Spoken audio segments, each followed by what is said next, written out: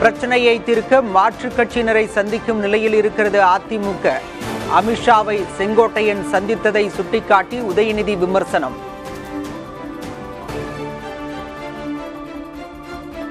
டெல்லி போறேன்னு சொல்லிட்டு ஹரித்வார் போறேன்னு சொல்லிட்டு கடைசியில் அமித்ஷாவை போய் பார்த்துட்டு இருக்கிறாரு. நம்ம கட்சியில பிரச்சனை, நம்ம கட்சியில் இருக்கக்கூடிய தலைவரையோ போய் பார்ப்போம். இப்ப அடுத்த கட்சி தலைவரை பார்க்கிற ஒரே கட்சி எதுனா அது இன்னைக்கு அண்ணா திராவிட முன்னேற்ற கழகம்.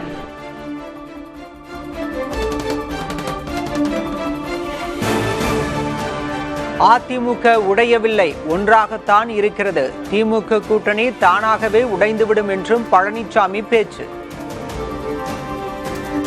வேணுமென திட்டமிட்டு எடப்பாடி பழனிசாமி கூட்டணியை உடைப்பதற்காக பேசுறான்னு சொல்றான். நாங்களும் உங்களை கூட்டணி உடைக்க வேண்டிய அவசியம் இல்லை, நீங்களே உடைஞ்சு போயிருவீங்க.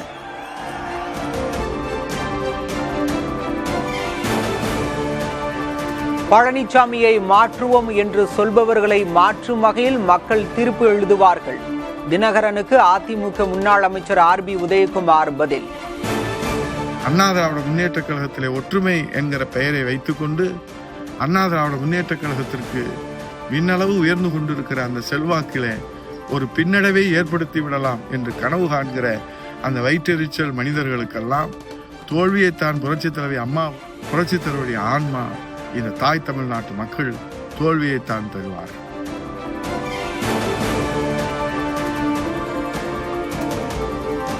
பழனிசாமியை முதல்வர் வேட்பாளராக ஏற்பீர்களா? நேரடியாக பதிலளிக்க மறுத்த ஓ பன்னீர்செல்வம்.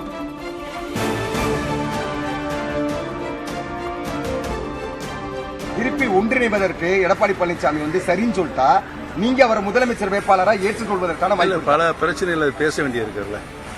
இன்னைக்கு கேஸ் 6 கேஸ் நீதிமன்றத்தில் இருக்கு. அந்த நீதிமன்றத்தினுடைய வழக்கு எங்களுடைய தர்மயுத்தத்தினுடைய அடிப்படை கூறுகள் சம்பந்தமாக அது இருக்கிறது.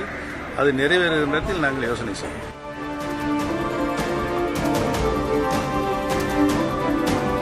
தாவேக தலைவர் விஜயின் திருச்சி சுற்றுப்பயணத்திற்கு காவல்துறை 23 நிபந்தனைகள் விதித்து அனுமதி. திருச்சி மரக்கடையில் விஜய் 30 நிமிடங்கள் மட்டுமே பேச வேண்டும், சாலை வலம் நடத்தக்கூடாது என நிபந்தனை.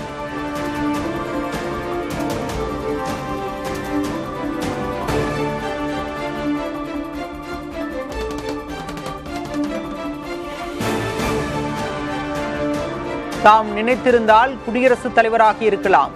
செய்யூர் அருகே திண்ணை பரப்புரையை தொடங்கி வைத்து ராமதாஸ் பேச்சு.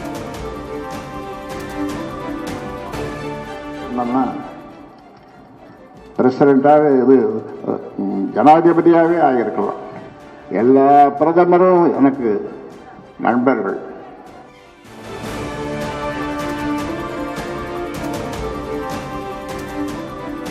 அணுசக்தி சுரங்க திட்டங்களுக்கு சுற்றுச்சூழல் அனுமதி பெறுவதற்கான கருத்து கேட்பு கூட்டங்கள் ரத்து.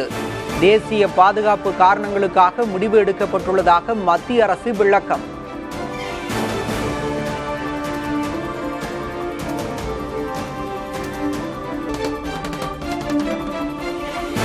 வாக்கு திருடியவர்கள் அரியணையை விட்டு இறங்க வேண்டும். புது முழக்கத்தை கையில் எடுத்த ராகுல் காந்தி.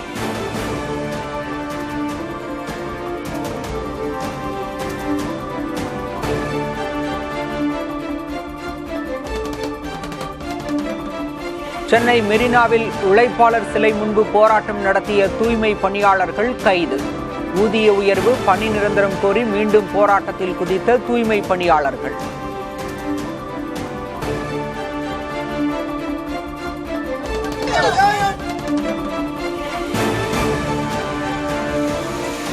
மதுரையில் பல்வேறு பகுதிகளில் வெளுத்து வாங்கிய கனமழை.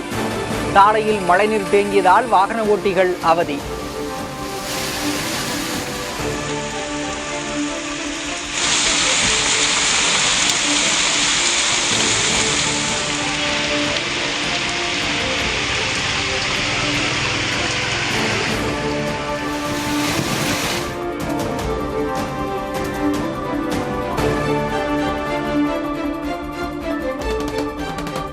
தமிழகத்தில் 9 மாவட்டங்களில் கனமழைக்கு வாய்ப்பு. வானிலை ஆய்வு மையம் தகவல்.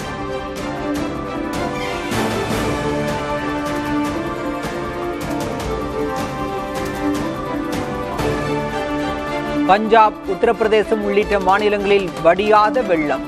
உடைமைகளை தூக்கிக் கொண்டு ஊரை விட்டு வெளியேறும் மக்கள்.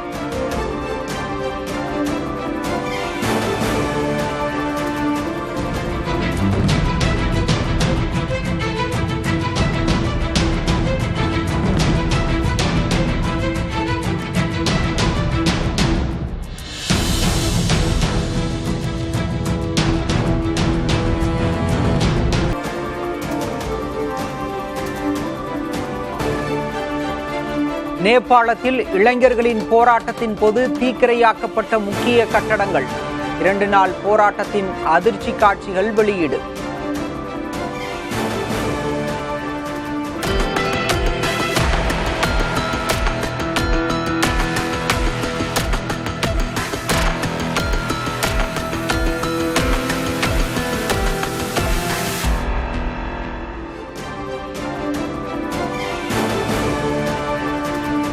பிரான்சில் அதிபர் இம்மானுவேல் மேக்ரான் அரசுக்கு எதிராக வெடித்தது மக்கள் போராட்டம்.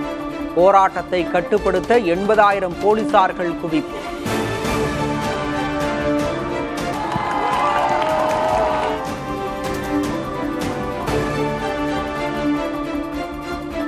மேற்கு காசா பகுதியில் இஸ்ரேல் மீண்டும் குண்டுவீசி தாக்குதல்.